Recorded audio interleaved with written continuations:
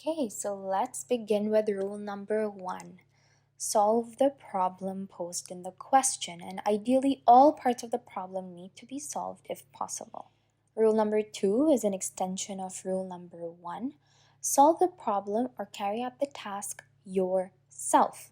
Now, this can be limited by your rights, your competency level, your responsibilities, your priorities, and the fact that you are an FY1. Now, this rule summarizes many situations that will be faced by a junior doctor. So let's go on to a question that will use rule number one and rule number two.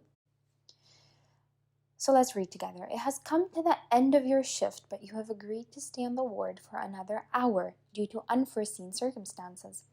A patient, Mr. Griffin, is admitted to the ward from the AAU. You notice that Mr. Griffin does not have a drug chart or management plan, which should have been completed upon admission. Rank in the order of appropriateness of the following actions in response to this situation. So pause your video here and rank your answers, and then we'll discuss the order. So the answer is A, D, B, E, C.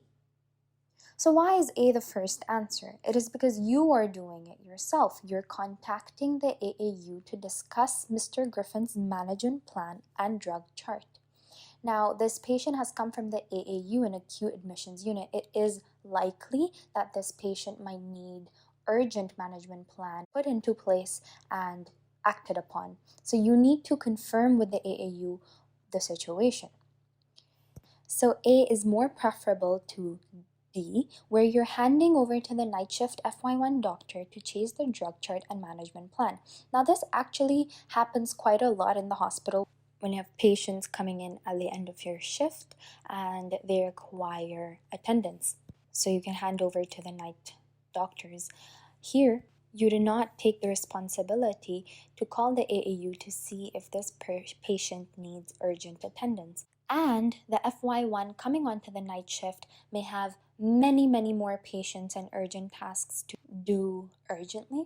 However, D is still more preferable than B, where you're asking a nurse in charge to request the management plan and drug chart from the AAU as soon as possible.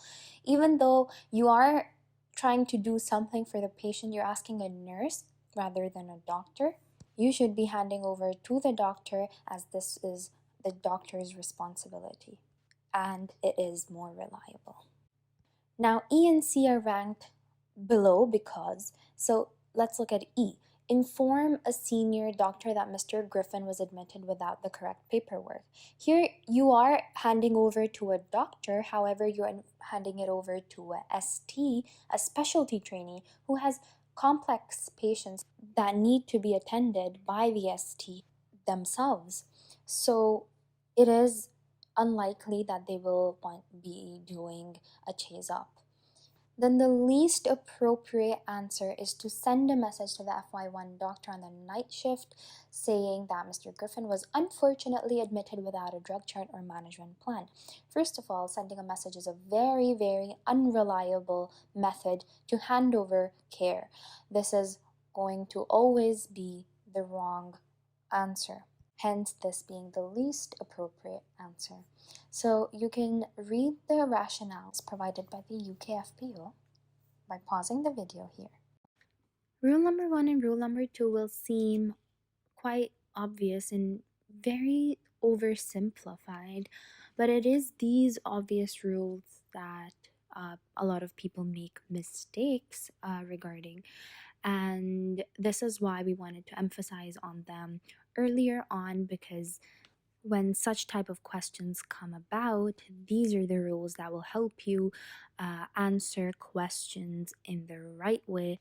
And you'll see that in further questions coming up, you can actually apply rule number one and rule number two to many other questions.